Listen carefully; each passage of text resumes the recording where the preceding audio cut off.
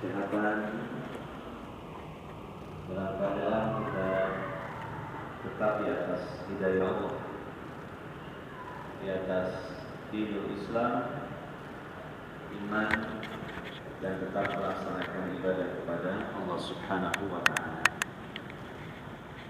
Hidup kita ini insya Allah sampai detik ini, semoga sampai detik-detik terakhir dalam hidup kita di dunia sesuai dengan tujuan dan peruntukannya Allah Subhanahu wa Ta'ala menciptakan kita, yaitu kita hidup di atas Islam, iman, dan melaksanakan ibadah kepada Allah Subhanahu wa Ta'ala. Allah menyatakan, "Wa ma khalaqtul jinna wal insa illa liya'budun."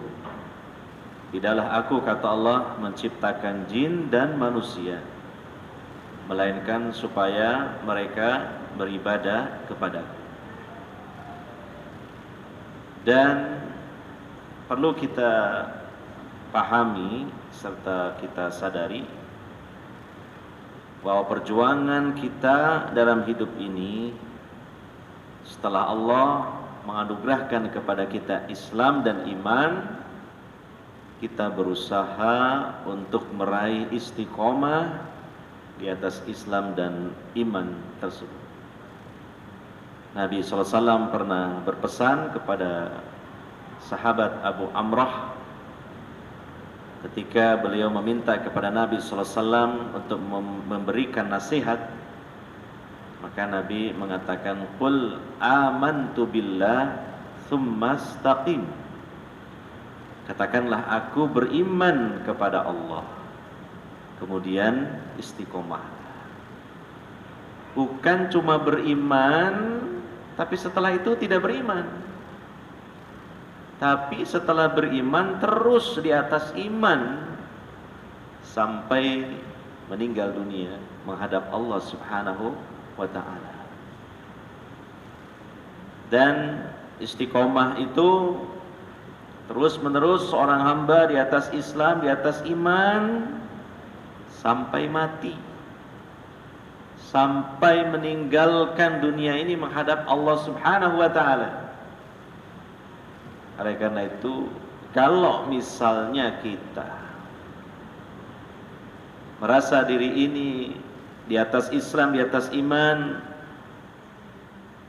sampai detik ini belum istiqomah, karena belum sampai detik terakhir dalam hidup kita. Sebab detik sekarang ini kita masih hidup, belum mati. Kita tidak tahu ke depan seperti apa. Sebab tidak ada jaminan iman yang telah Allah anugerahkan kepada kita ini terus menerus berada pada diri kita. Kalau misalnya kita mengatakan, "Alhamdulillah, saya istiqomah ngaji, hadir di majelis ilmu sampai hari ini," maka kita katakan belum tentu istiqomah. Walaupun Anda hadir di majelis ilmu sejak dulu, belasan atau mungkin puluhan tahun sampai hari ini, belum tentu istiqomah. Karena yang namanya istiqomah bukan sampai hari ini di mana kita masih hidup, tapi sampai hari di mana kita mati. Itu istiqomah.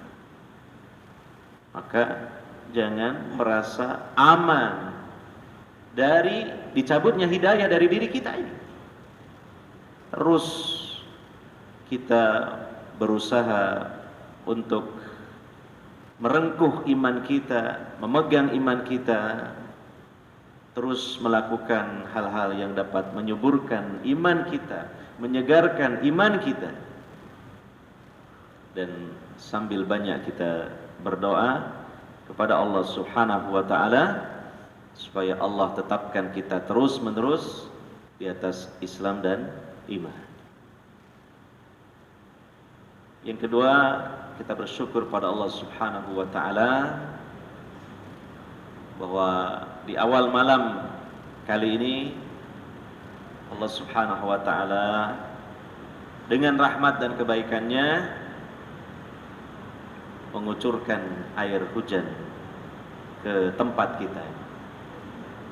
Dan mungkin ini di masa kemarau yang cukup panjang, baru yang pertama ini mungkin hujan, dan hujannya lumayan deras, maka ini adalah rahmat dan kebaikan dari Allah Subhanahu wa Ta'ala yang wajib disyukuri. Jangan sampai baru saja hujan yang pertama sudah berkeluh kesah, waduh udan loh, ya Allah. Ini kadang ya, kalau ngikuti maunya manusia ini membingungkan. Ketika kemarau panjang mengeluh, sumuk panasnya, apalagi di siang hari. Kapan hujan turun yo? Ya. Kalau hujan turun, wah, alangkah segernya, alangkah sejuknya. Begitu Allah turunkan hujan, berkeluh kesah. Oh hujan, ya gimana ini saya nanti pulang kehujanan dah. Hati-hati lisan kita. Hati-hati bagaimana kita menjaga hati ini. Ya. Hendaknya kita bersyukur pada Allah Subhanahu wa Ta'ala. Hujan selagi tidak menjadi bencana, ini merupakan rahmat dari Allah Subhanahu wa Ta'ala. Rizki dari Allah Subhanahu wa Ta'ala. Maka disunahkan kita apabila turun hujan membaca doa-doa turunnya hujan. Di antaranya mutirna bifadlillahi wa rahmatih. Kita diberi curahan hujan karena anugerah dan rahmat dari Allah Subhanahu wa Ta'ala. Demikian juga membaca doa Allahumma sayyiban nafi'an. Ya Allah, jadikan curahan hujan ini sebagai hujan yang memberikan atau membawa manfaat. Hadirin wal hadirat yang dimuliakan oleh Allah Subhanahu wa Ta'ala, pada kesempatan kali ini sebenarnya ini jadwal Ustaz Abdul Rauf, tapi beliau ada udzur. Kemudian biasanya begitu, beliau meminta saya sebagai badal atau pengganti di masjid, di majelis taklim kita pada kesempatan kali ini ya. Mungkin saya ingin membawakan pembahasan yang belum selesai dulu, itu masih ingat saya, tentang sunnah-sunnah Nabi ketika akan tidur gitu. Mohon panjenengan jangan tidur dulu ya, belum saatnya, karena tidur di waktu antara maghrib dan isya ini adalah hukumnya makruh. Jadi kalau jenengan di majelis taklim ini sekarang tidur, nah ini makruh. Dan tentunya juga ilmu yang tersampaikan tidak dapat dicerna, tidak dapat didengarkan karena tidur. Adapun yang akan kita bahas ini sunnah-sunnah, adab-adab sebelum tidur. Insya Allah nanti kita akan tidur. Ya, mudah-mudahan tidur kita ini lelap, tidur yang sempurna, apalagi di malam hari yang cukup sejuk karena diguyur air hujan.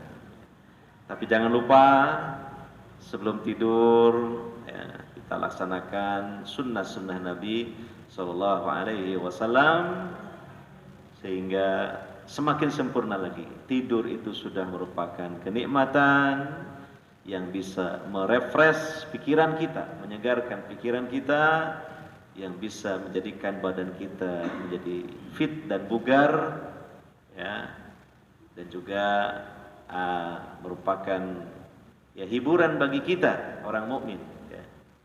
Hiburan yang halal ya, apalagi dalam tidur itu kemudian kita mimpi yang menyenangkan, mimpi yang indah ya, maka itu juga merupakan hiburan dari Allah Subhanahu wa Ta'ala yang gratis, yang tidak melelahkan.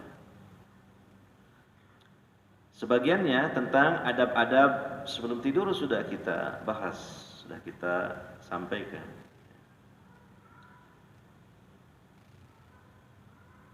Yang terakhir adalah mematikan lampu dan memadamkan sumber-sumber api. Kalau di zaman dulu kan sebagai penerangan itu kan menggunakan api gitu. Maka bagian dari sunnah Nabi SAW sebelum tidur hendaknya dimatikan. Karena api itu kalau tidak kita jaga, kita perhatikan, khawatirnya nanti bisa membesar dan membakar rumah kita. Nah, ada peribahasa di kalangan kita, api kecil jadi sahabat, api besar jadi penjahat. Nah, sunnah Nabi SAW sebelum tidur kita perhatikan api yang kita nyalakan di rumah kita ini, ya, sebab dikhawatirkan nanti menjadi sebab api itu kemudian membakar rumah kita, ya, karena ada di antara binatang-binatang fahisha, binatang-binatang yang keji, ya, yang kadangkala diperalat oleh syaitan untuk menghancurkan seorang hamba, digiring oleh setan, ya, binatang-binatang fahisha, diantaranya tikus, untuk menabrak api atau damar atau mungkin obor, sehingga jatuh dan minyaknya tumpah, kemudian apinya membesar hingga membakar rumah seseorang. Sehingga kemudian ketika seseorang terkena musibah berupa terbakarnya rumahnya dan harta bendanya, ini akan menggoncang keimanan. Rasulullah SAW bersabda di dalam hadis riwayat Imam Abu Dawud dan yang lainnya, "Idza nimtum fa'atfi'u surujakum, fa inna syaitana yadullu mithla hadhihi ala hadha fatahriqakum." Jika kalian tidur maka padamkanlah, artinya sebelum tidur padamkanlah lampu-lampu kalian. Zaman dulu lampunya kan dari api, gitu, semacam obor, damar, gitu. Karena setan akan menunjukkan hewan-hewan seperti ini, ya, yaitu maksudnya tikus, untuk menyentuh lampu dari api, ya, lalu membakar kalian. A'udzubillah min dzalik. Nah, kalau sekarang mungkin karena zaman sudah modern, maka sudah tidak lagi kita menggunakan api. Kecuali kalau listriknya padam, nah kan menggunakan api juga. Nah, mungkin kita menyalakan lilin, ya, menyalakan damar. Nah, ini kan persis seperti zaman dulu kala kan gitu. Ya, nah, terus bagaimana kalau lampu dari listrik ini kan bukan api gitu? Apakah perlu dipadamkan? Allah alam, ya, maka sebaiknya dimatikan, dipadamkan, dan atau mungkin cukup sedikit saja mungkin penerangan dari lampu. Karena apa? Ketika kita tidur kan tidak membutuhkan cahaya lampu. Ya. Dan kalau lampu-lampu ini dinyalakan kan bisa jatuh dalam tabdir, ya kan? Nanti setoran bayar listriknya jadi bertambah, gitu. Ya, nah, lampu ya yang banyak menyala semua dalam waktu yang cukup lama, padahal tidak kita pakai, Kalau misalnya kita butuh ya tinggal dinyalakan melalui saklarnya. Misalnya kita tengah malam tiba-tiba bangun pingin ke kamar mandi, ya tinggal kita nyalakan lampunya. Setelah selesai kita menuju tempat tidur kita lagi, maka bisa dimatikan lagi kan. Tidak perlu banyak-banyak menyalakan lampu yang dari listrik itu, iya kan? Dan juga bisa mirip dengan api juga, sebab nanti kalau dinyalakan semuanya, khawatir terjadi konslet. Nah, konslet itu kadangkala ya, ampernya tidak kuat, untuk mengamankan itu, Pak? Ya, tidak kuat, sikring. Saya lupa pelajaran sekolah dulu, sudah lama. Sikringnya mungkin ya atau rusak, atau mungkin ya tidak putus itu kawatnya, sehingga akhirnya tidak padam ya, listrik, malah kemudian menjadi percikan api, sehingga kemudian bisa menjadi sebab terbakarnya rumah. Kan banyak kejadian ya, rumah terbakar karena disebabkan oleh konslet dari listrik gitu. Nah, maka kalau kemudian kita pakai ya, untuk penerangan hanya sedikit saja, ini tentu sebagai upaya untuk mengantisipasi supaya tidak terjadi konsleting. Jadi ini bisa juga dikiaskan ya, api ini dengan lampu-lampu. Kalau memang kita tidak membutuhkannya, dan ya tentunya kita tidak membutuhkannya, kecuali mungkin 1-2 saja untuk penerangan supaya tidak rumah kita gelap sama sekali, alangkah baiknya kita matikan saja. Atau mungkin lampu-lampu yang besar kita bisa menyalakan yang kecil-kecil saja. Seperti di kamar kan tidak perlu lampu yang seperti ini yang terang benderang. Lagi pula juga kita sulit tidur karena silau di mata kan, gitu, terasa panas kan gitu. Maka mungkin lampu-lampu yang kecil, lampu lombok istilahnya. Nah, itu. Saya paham lampu-lampu itu karena dulu saya pernah kerja jadi sales lampu dan listrik, alat-alat listrik gitu. Gitu. Ya, atau juga ya, bisa dikiaskan kepada peralatan-peralatan rumah tangga yang lainnya yang memang bisa mengeluarkan api. Gitu.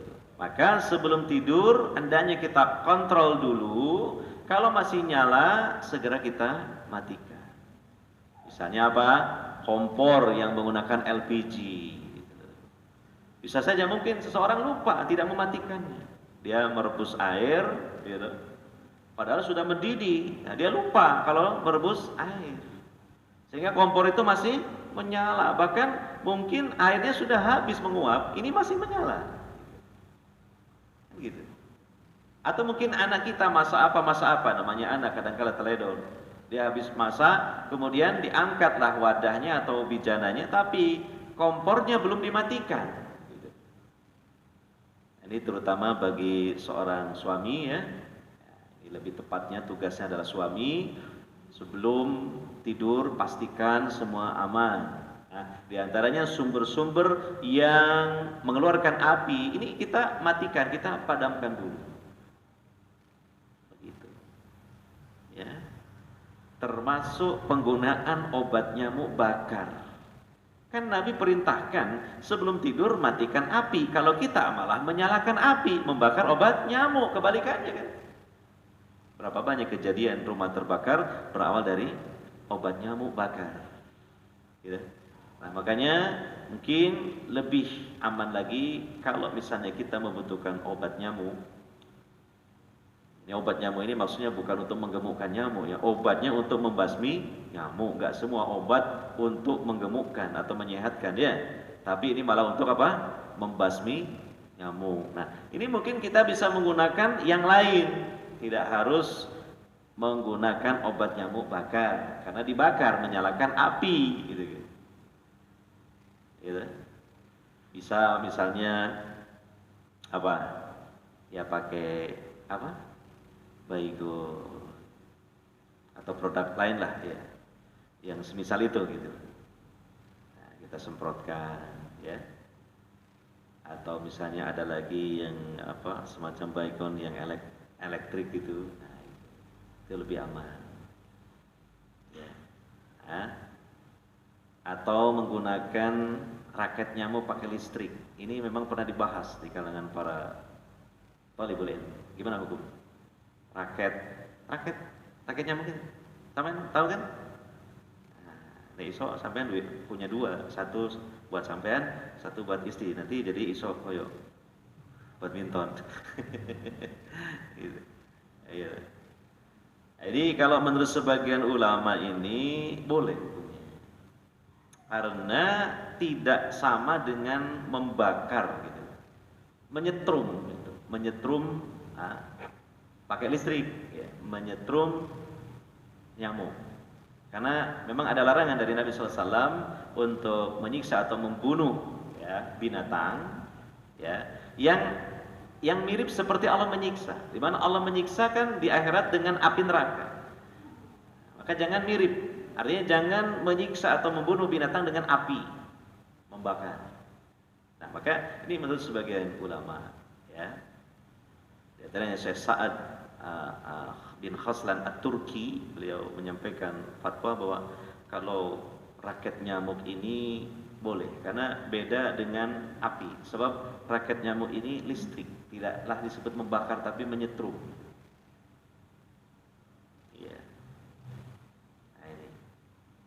Atau misalnya kalaulah memang kita terpaksa menggunakan obatnya mubakar, maka amankan, jangan dibiarkan terbuka begitu. Masukkan ke dalam wadah, ada wadahnya kan, dari kaleng-kaleng yang berlubang-lubang.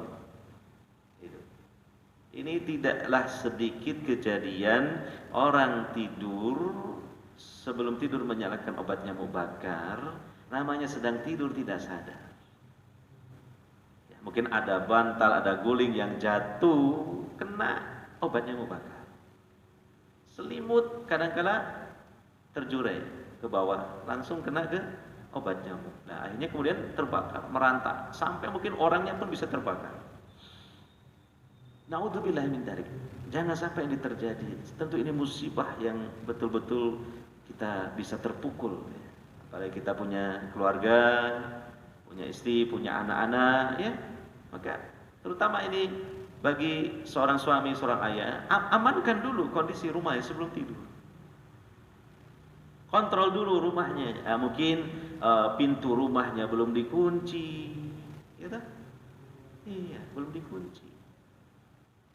Kadang loh dari luar kan, ya misalnya habis bepergian, rumah kan dikunci, kan pakai kunci dibuka. Lalu kuncinya lo masih menggantung di pintu tapi di bagian luar, lupa. Nah ini kan sama dengan mempersilahkan maling untuk masuk ke rumah kita kan gitu. Atau mungkin ada jendela yang belum dikunci gitu. Jadi kita kontrol dulu, kita amankan dulu kondisi rumah kita sebelum apa? Sebelum tidur. Ini bagian dari anjuran dan sunnah Nabi Sallallahu Alaihi Wasallam. Ya, namanya kena musibah itu kan ya hakikatnya takdir Allah Subhanahu wa Ta'ala. Tetapi kan kita dalam Islam ini kan diperintahkan untuk berikhtiar, diperintahkan untuk mengantisipasi kemungkinan terburuk kan gitu. Gitu. Nah, misalnya kita mau masuk ke masjid ini bawa sepeda motor, ya kan? Kita antisipasi, dikunci sepeda motornya, kunci leher, tambah mungkin kalau perlu dikasih gembok, kan gitu. Gitu. Jangan kemudian saya tawakal saja kepada Allah, gak tak kunci ya. Nanti kalau dicuri orang ya jangan salahkan yang lain kecuali dirinya sendiri. Atau kadang saking sembrononya kontaknya sepeda itu masih mancep di lubangnya. Nah itu kan orang mungkin yang memang orang itu tidak baik, yang tadinya tidak berniat jahat pun karena lah kok ada kesempatan, akhirnya muncul niat untuk mengambil sepeda motor kita. Ya. Tapi kalau memang kita sudah berikhtiar dengan maksimal, toh ada juga pencuri yang kemudian mengambil sepeda motor kita dan sepeda motor kita hilanglah, itulah memang sudah merupakan takdir Allah Subhanahu wa Ta'ala, ya. Itu. Nah, dalam hadis yang lain Nabi sallallahu alaihi wasallam mengatakan, wa atfi'ul masabiha indar ruqadi fa innal fuwaisiqata rubbama ijtarat al-fatilata fa ahraqat ahlal bait. Padamkanlah lampu, ya lampu atau ya api tadi sebelum tidur. Karena binatang-binatang faisiqah, binatang-binatang fasik, ya, di antaranya tikus, itu bisa saja menarik sumbu api lalu membakar pemilik rumah. Kadang-kadang itu tikus-tikus itu menjadi pasukan syaitan, digiring oleh setan itu. Untuk kemudian supaya pemilik rumah ini menjadi tertimpa musibah. Ya, seperti itu. Demikian juga sumber-sumber api yang lain harus dipadamkan sebelum tidur. Nabi mengatakan, inna hadhihin nar innama hiya aduwwun lakum fa idza nimtum fa'atfi'uha ankum. Sesungguhnya api ini adalah musuh bagi kalian. Jika kalian tidur maka padamkanlah. Nabi sampai mengungkapkan dengan ungkapan yang cukup keras bahwa api itu adalah musuh bagi kalian. Artinya itu tadi, api yang tidak terkendali, api yang besar akhirnya menjadi sebab kita tertimpa malapetaka. Nah, jadi ini bagian dari sunnah Nabi Sallallahu Alaihi Wasallam sebelum kita berangkat tidur. Jadi jangan sekalipun mungkin sudah ngantuk, sek-sek tidur gitu aja langsung berangkat gitu saja ya. Tapi hendaknya kita bersabar dulu untuk mengamankan situasi di rumah kita. Selanjutnya di antara sunnah Nabi SAW, hendaklah kita berniat untuk bangun malam. Nah, paling tidak di sepertiga malam terakhir untuk mengerjakan sholat malam qiyamul lail. Karena qiyamul lail ini adalah sholat sunnah yang paling utama. Ya, qiyamul lail ini adalah tradisi, kebiasaan orang-orang soleh sebelum kita. Ya, dengan sholat malam ini Allah menjanjikan surga. Ya, dengan sholat malam ini seorang hamba akan diangkat derajatnya. Dengan sholat malam dosa-dosa akan diampuni oleh Allah Subhanahu Wa Taala, kesalahan-kesalahan akan dihapus oleh Allah Subhanahu Wa Taala, dan juga akan Allah lindungi seseorang dari berbagai penyakit sebab sholat malam. Mungkin nanti perlu dibahas khusus, membahas tentang keutamaan sholat malam atau qiyamul lail. Nah, maka di antara sunnah Nabi Sallallahu Alaihi Wasallam sebelum tidur hendaknya kita meniatkan di dalam hati kita untuk bangun sebelum datang subuh, ya, dalam rangka melaksanakan sholat malam. Dia punya tekad, ya, punya kebulatan hati bahwa kita pengen nanti sholat malam. Tancapkan niat. Dan Allah Maha tahu tentang kejujuran dan kebenaran niat kita, bukan yang setengah-setengah. Ya kan? Nah, insya Allah nanti Allah Subhanahu Wa Taala akan membantunya untuk dibangunkan seseorang itu sehingga bisa melaksanakan sholat malam. Bahkan andaikan nanti tidak bisa bangun kecuali datang waktu subuh, karena niat yang benar, niat yang bersungguh-sungguh dan jujur. Ada sebuah hadis dalam masalah ini yang sahih, riwayat An-Nasa'i, Ibnu Majah dan Al-Hakim, dan hadis ini dinilai sahih oleh Al-Albani. Nabi SAW bersabda, "Man ata firasahu wa huwa yanwi an yakuma yusalli minal lail, faghalabathu 'ainahu hatta asbaha. Kutiba lahu ma nawa wa kana naumuhu shadaqatan alaihi min rabbih azza wa jalla."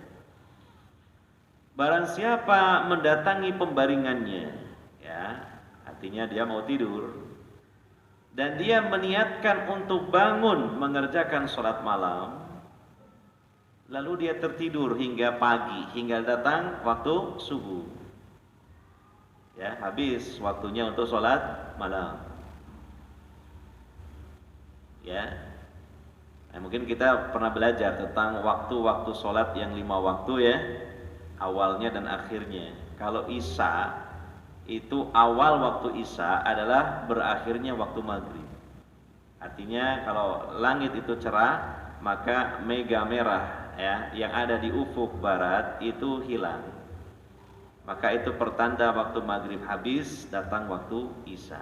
Nah, kemudian kapan berakhirnya waktu Isya? Waktu Isya berakhir bukan datangnya waktu subuh, tetapi kata Nabi SAW, nisfil lail, setengah dari malam, itu habisnya waktu Isya.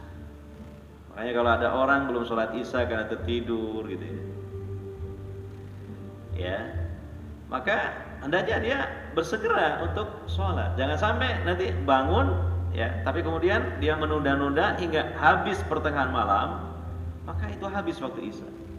Karena waktu Isya habis bukannya datang waktu sholat subuh, bukan, tapi sampai tengah malam. Tengah malam itu kapan? Satu malam menurut syariat mulai maghrib sampai subuh, mulai maghrib sampai subuh, lalu dibagi 2. Nah, tengah-tengahnya itu adalah nisful lail. Itulah akhir dari waktu sholat isya. Ya. Adapun sholat malam, sholat tahajud ini lah mulai dari ya waktu isya, dan tentunya setelah kita melaksanakan sholat isya sampai nanti datangnya waktu sholat subuh. Bahkan yang utama adalah hingga sampai di sepertiga malam yang terakhir. Itu. Ya. Nah, ini dalam hadis Nabi mengatakan kalau seseorang sebelum tidur sudah berniat, tekadnya bulat, berkeinginan kuat untuk bisa bangun malam melaksanakan sholat malam, ternyata tertidur, bangun-bangun sudah subuh, maka Nabi SAW mengatakan akan dituliskan baginya apa yang telah dia niatkan, dan tidurnya itu akan menjadi sedekah baginya dari Allah Subhanahu wa Ta'ala. Ya, setidaknya dapat pahala niat setidaknya. Tapi kalau misalnya sholat malamnya itu sudah merupakan rutinitasnya, maka insya Allah dia mendapatkan pahala yang sempurna karena dia sudah rutin. Nah, ini kembali kepada kebulatan niatnya, kejujuran niat. Makanya sunnah apabila sebelum tidur itu berniat, saya nanti harus bisa bangun malam. Malam artinya ya sudah melewati tengah malam untuk melaksanakan sholat tahajud atau qiyamul lail. Gitu. Dan masya Allah itu adalah waktu yang sangat istimewa, yang spesial bagi orang yang soleh, yang mendambakan surga, yang merindukan kedekatannya dengan Allah Subhanahu wa Ta'ala, yang menginginkan dosa-dosa dan kesalahannya diampuni oleh Allah Subhanahu wa Ta'ala, yang mendambakan ketenangan dan kedamaian di dalam jiwa. Seseorang bangun sebelum subuh sholat tahajud, suasana begitu tenang, suasana begitu hening, ya. Dan banyak ketika itu manusia yang masih lelap dalam tidurnya. Maka ini waktu yang istimewa. Kenapa? Karena kebanyakan manusia tidak melaksanakan sholat malam, tidak menggunakan waktu tersebut. Apalagi sampai pada sepertiga malam yang terakhir, disebutkan dalam hadis Sahih Al-Bukhari bahwa Allah Tabaraka wa Ta'ala turun ke langit dunia. Itu terjadi tiap malam, tepatnya di sepertiga malam yang terakhir. Bagaimana caranya menghitung sepertiga malam terakhir? Ya, satu malam dimulai waktu maghrib sampai subuh, dibagi tiga, ambillah sepertiga yang terakhirnya. Nah, itulah sepertiga malam yang terakhir. Ya, apalagi sekarang ada HP, aplikasi HP bisa dihitung pakai kalkulator. Sepertiganya dari mulai maghrib jam berapa sampai subuh jam berapa, berapa jam, bagi tiga. Bagi tiga, setelah itu apa? Waktu subuh dikurangi dengan hasil dari pembagian tiga tadi, maka akan didapat kapan mulainya sepertiga malam yang terakhir. Disitulah Allah Subhanahu wa Ta'ala turun ke langit dunia, langit yang paling dekat jaraknya dengan kita. Dan Allah berjanji, tiga janji, siapa yang meminta Allah akan beri, siapa yang berdoa Allah akan kabulkan, siapa yang minta ampun Allah akan ampuni. Jadi istimewa sekali. Demikian juga di sepertiga malam terakhir itu, ketika selesai melaksanakan sholat malam, mungkin masih tersisa beberapa waktu, beberapa menit sebelum datangnya waktu subuh. Itulah yang disebut dengan waktu sahur, di mana waktu sahur adalah waktu yang paling istimewa untuk memperbanyak istighfar kepada Allah Subhanahu wa Ta'ala. Dalam Al-Quran surah Ali Imran, Allah menyebutkan ciri-ciri orang yang bertakwa, yang menjadi calon surga. Mereka itu apa? Wal mustaghfirina bil ashar. Mereka orang-orang yang memperbanyak istighfar di waktu sahur. Apalagi kita yang sudah banyak waktu longgar, usia sudah senja, persiapan menghadap Allah Subhanahu wa Ta'ala. 50 tahun ke atas sudah dekat-dekat dengan akhir hidup kita di dunia. Karena Nabi SAW mengatakan rata-rata usia maksimal umatku itu adalah 60 sampai 70 tahun. Kalaulah umur kita 60 tahun, ya, sekarang 50 tahun, tinggal berapa lagi? 10 tahun. Kira-kira 10 tahun itu lama apa cepat? Terasa cepat. Waktu sekarang ini loh begitu cepat berjalannya. Nah, mungkin ini juga bagian dari ciri-ciri sudah dekatnya hari kiamat. Ya taqarabuz zaman, kata Nabi SAW. Waktu begitu terasa cepat. Makanya sampai ngaji itu tenang saja. Kalau memang ingin cepat ya. Insya Allah nanti sebentar lagi sudah Isya, moro-moro Isya. Cepat waktu. Ya, gitu. Jadi gunakan kesempatan itu. Kita khawatir bila suatu ketika kita dipanggil oleh Allah Subhanahu wa taala, sementara dosa-dosa masih menumpuk. Itu satu-satunya masalah itu di hadapan Allah nanti di akhirat. Ya. Nah, jadi masalah kita kalau masuk ke alam akhirat itu ada dua. Pertama dosa, kedua utang. Saat yang pertama adalah maksam, yaitu dosa, yang kedua magrom, utang. Makanya sahabat Abu Bakar As-Siddiq itu sering berdoa kepada Allah.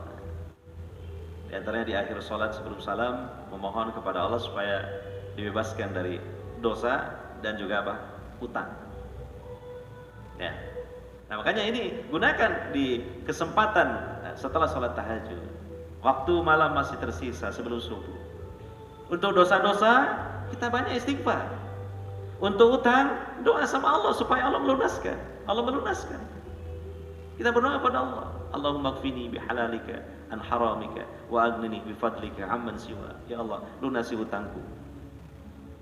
Karena Allah tadi berjanji di sepertiga malam terakhir, siapa yang berdoa aku akan kabulkan, siapa yang meminta aku akan beri, siapa yang mohon ampun akan aku ampuni, kata Allah.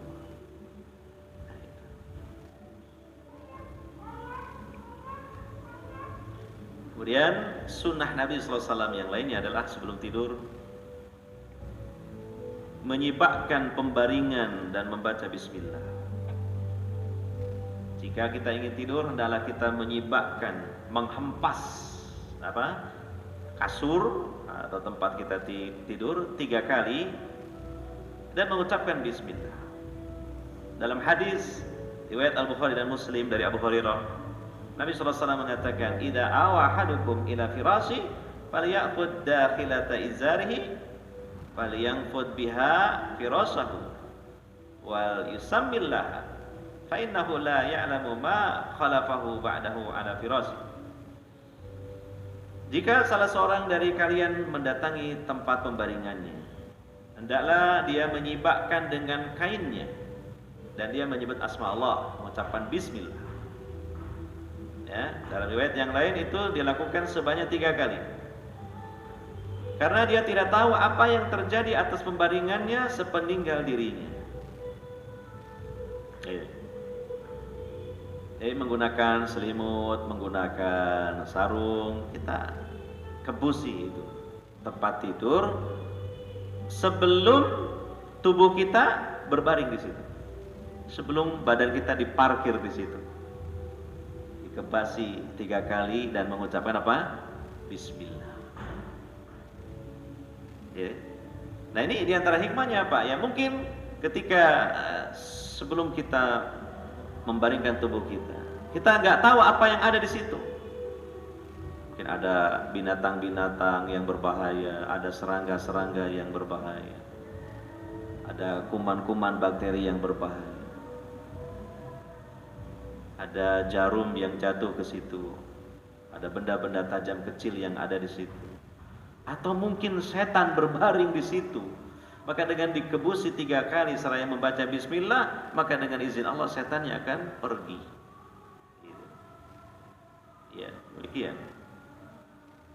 Ini hendaknya menjadi suatu kebiasaan kita. Sesuatu kalau sudah menjadi kebiasaan, maka ketika tidak dilakukan ada perasaan tidak enak pasti.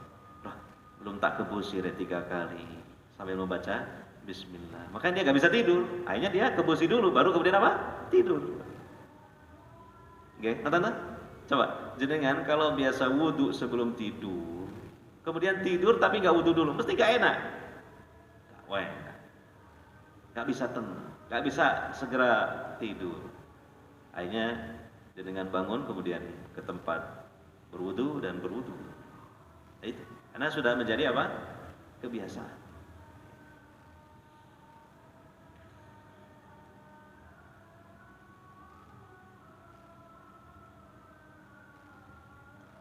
Kemudian selanjutnya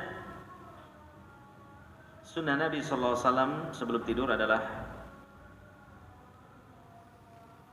meniupkan pada kedua telapak tangan, lalu membaca surah-surah Al-Mu'awwidzat dan menyapukannya ke seluruh tubuh. Di antaranya kan sunnahnya membaca ayat kursi, kemudian membaca Al-Mu'awwidzat, ya, yaitu merapatkan kedua tangan lalu meniup atau menyemburkan sedikit ludah pada kedua telapak tangan sebanyak 3 kali, kemudian membaca, ya, Qul huwallahu ahad, Qul a'udzu birabbil falaq, Qul a'udzu birabbin nas. Lalu kemudian diusapkan ke sekujur tubuh mulai dari kepala sampai seterusnya yang bisa kita jangkau dari tubuh kita. Itu. Ini sebagaimana riwayat ya At-Tirmidzi ya dari Abu Hurairah dan hadisnya ini adalah sahih. Ya. Wa Nabi sallallahu alaihi wasallam melakukan hal tersebut.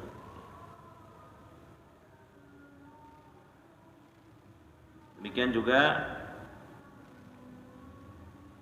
ya, disebutkan bahwa Aisyah radhiyallahu anha berkata, apabila beliau mendatangi pembaringannya, maksudnya Nabi sallallahu alaihi wasallam, beliau mengumpulkan kedua telapak tangannya, kemudian beliau menghembuskannya, maksudnya meniup, ya, sedikit ada percikan ludah, lalu membaca padanya Qul huwallahu ahad, Qul a'udzu birabbil falaq, Qul a'udzu birabbin nas.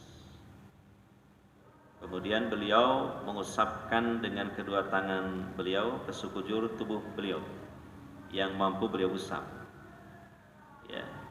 Beliau memulai dari atas kepala, kemudian bagian depan tubuhnya, dan beliau melakukannya sebanyak 3 kali. Jadi diulang sampai 3 kali. Mengumpulkan kedua telapak tangan, ditiup, sedikit ada percikan ludah 3 kali, baca Al-Ikhlas, Al-Falaq, An-Nas, diusapkan. Diulang lagi yang kedua seperti itu, diulang lagi yang ketiga seperti itu. Ya. Nah, ini bacaan dan amalan seperti itu memiliki manfaat, ya, faedah. Di samping akan mendapatkan pahala karena mengikuti sunnah Nabi Sallallahu Alaihi Wasallam, ya, juga menjadi sebab Allah menjaga kita dari kejahatan jin maupun manusia serta binatang-binatang yang dapat menyakiti kita ketika kita sedang tidur. Ya kan? Allah Subhanahu wa taala akan menjaga kita. Ya, berapa banyak kan ya sihir-sihir itu dilancarkan menyerang kita di waktu malam. Di waktu malam. Ya, ketika mulai malam datang merayap, gelap gulita. Biasanya disitulah ya, orang-orang yang hasad menggunakan jasa dukun, tukang sihir untuk melancarkan serangan sihir kepada kita. Makanya Allah berfirman dalam surah Al-Falaq, "Qul a'udzu birabbil falaq min syarri ma khalaq wa min syarri ghasikin idza waqab." Dari kejahatan malam ketika telah gelap gulita. Wa min syarrin nafatsati fil 'uqad. Dan dari kejahatan wanita-wanita tukang sihir, tukang tenung yang meniupkan ke buhul-buhul. Ikatan-ikatan sebagai sarana untuk menyihir atau menyantet. Itu biasanya terjadi di waktu malam, di waktu malam. Nah, makanya kalau kita tidak membentengi diri dengan amalan-amalan yang disunahkan oleh Nabi SAW, tentu sangat riskan sekali dapat diterobos, ditembus oleh serangan sihir tersebut. Ya. Nah, dikarenakan mungkin kita ini lalai, dikarenakan kita tidak mengindahkan sunnah-sunnah Nabi Shallallahu Alaihi Wasallam sebelum tidur. Tapi kalau kita melaksanakan sunnah-sunnah Nabi terlebih dahulu sebelum tidur, berwudu sebelum tidur, ya, membaca bacaan-bacaan yang disunahkan oleh Nabi Shallallahu Alaihi Wasallam, ya, mengusap tadi, ya, ke seluruh tubuh dengan sebelumnya meniupkan kedua telapak tangan 3 kali, membaca Al-Ikhlas, Al-Falaq, An-Nas. Ini Allah Subhanahu Wa Taala akan melindungi diri kita dari serangan-serangan tersebut. Iya. Nah, mungkin ini saja sementara yang dapat kita sampaikan pada kesempatan kajian kita kali ini, karena sudah datang waktu sholat Isya. Ya, semoga bermanfaat, semoga menambah ilmu kita mengenai sunnah-sunnah Nabi Sallallahu Alaihi Wasallam, dan semoga Allah jadikan ilmu-ilmu tersebut sebagai ilmu yang bermanfaat, artinya ilmu yang kita amalkan. Demikian, subhanakallahumma wa bihamdika asyhadu an la ilaha illa anta astaghfiruka wa atubu ilaik.